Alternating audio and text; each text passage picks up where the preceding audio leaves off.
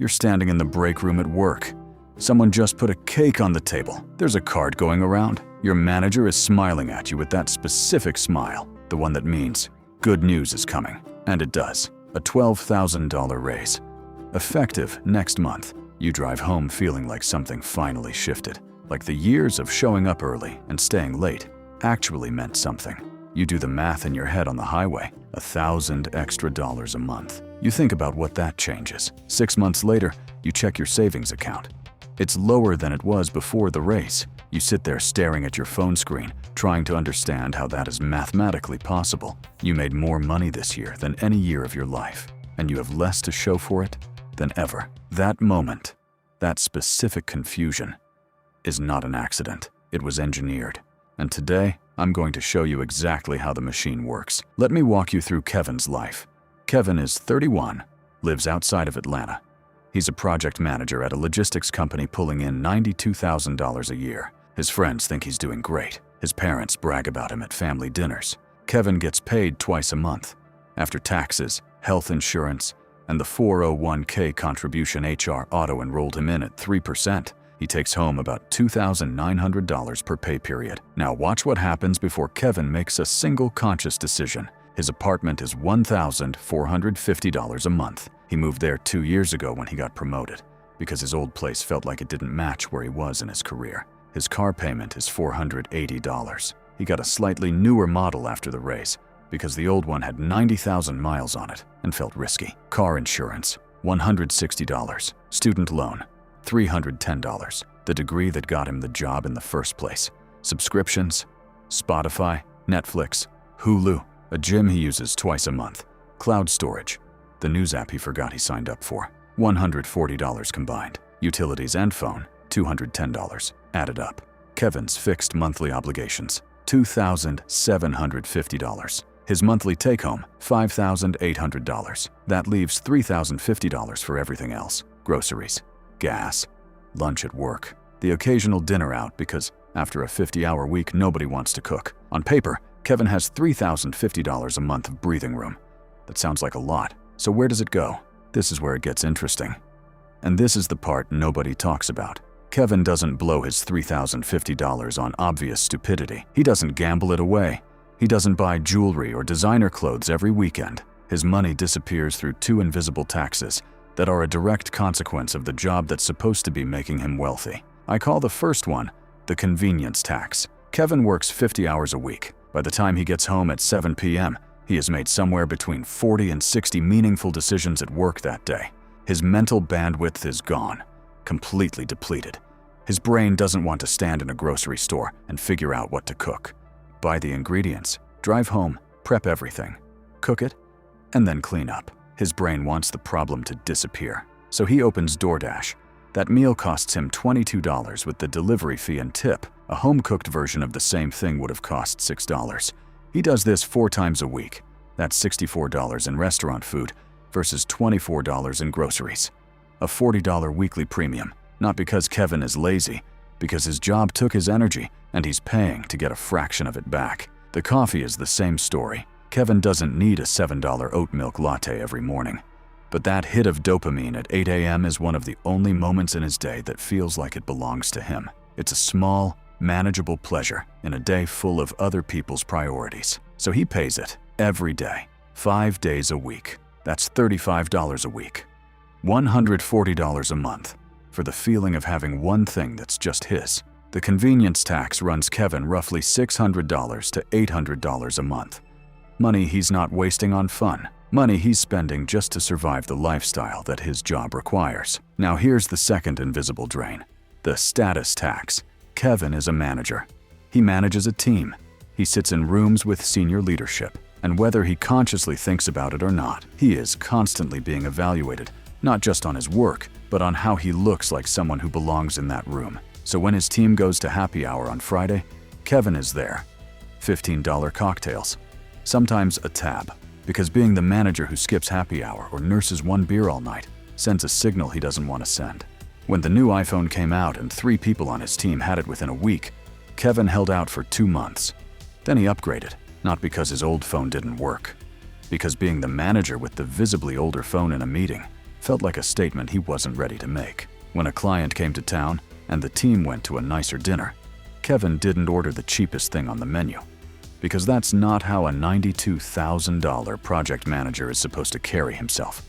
At least not the version of that role that the culture around him has defined. The status tax isn't vanity. It's the social cost of occupying a professional identity.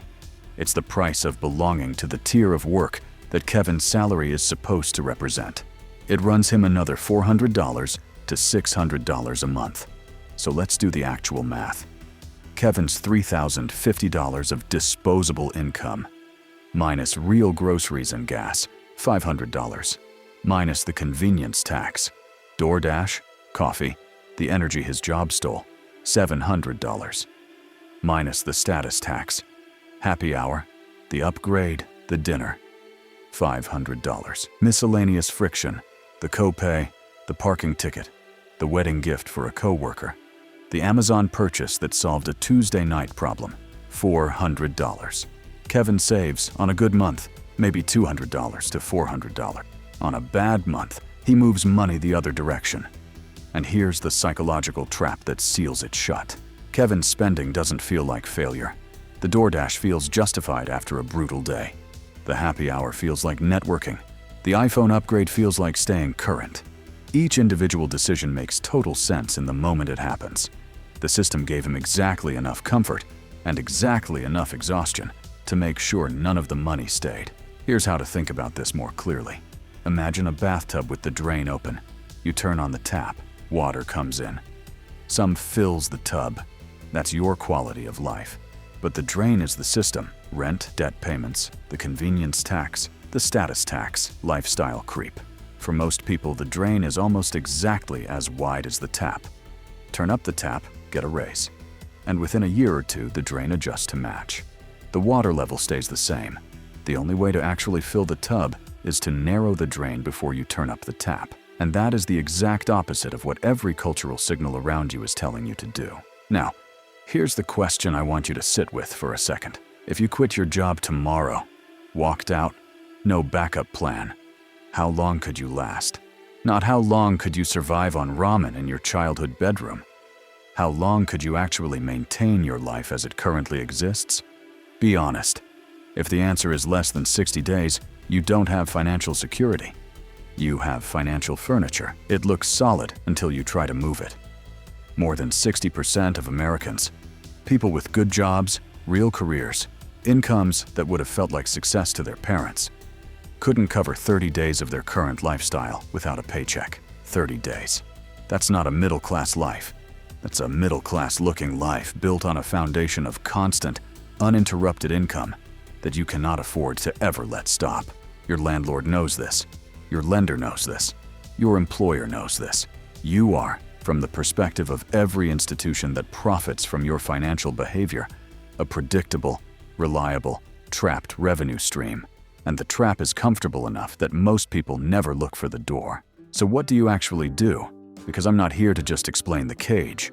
I'm here to show you where the exit is. Step 1. Stop confusing income with wealth. Kevin's $92,000 salary is income. The moment he stops working, it stops existing. A $40,000 investment portfolio is wealth. It exists whether he works or not. These are not the same category of thing. And most people spend their entire careers optimizing for income while accidentally destroying any chance of building wealth. Step 2. Freeze the escalator. The next time you get a raise, make one decision before you do anything else with the money. Decide what percentage of it is allowed to change your lifestyle, and lock the rest away before you can adapt to it. This is the critical window. In the first 30 days after a raise, before your brain recalibrates to the new number as normal, you have a brief opportunity to redirect that money before lifestyle inflation can swallow it. Most people miss this window every single time. Step 3. Build the buffer before you build anything else. Not investments, not retirement optimization. First, a real cash buffer. 3 to 6 months of actual living expenses sitting in a high-yield savings account that you do not touch unless the situation genuinely requires it. For most people reading this, that's somewhere between $12,000 and $25,000. I know that sounds large. Here's why it's the most important financial asset you can own. The moment that buffer exists, your entire relationship with work changes. You stop needing the job. You start choosing it. You ask for the raise from a position of strength instead of quiet desperation. You push back on the Sunday night email because you could survive 3 months without this paycheck if it came to that. That buffer doesn't just protect you from emergencies. It changes who you are in every financial negotiation you will ever have, including the ones you have with yourself. Step 4. Attack the biggest leak first.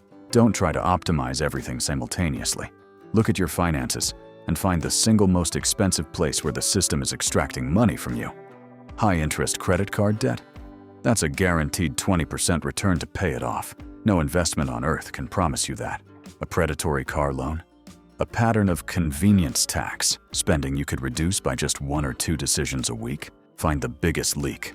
Redirect ruthlessly until it's plugged. Then move to the next one. This isn't glamorous.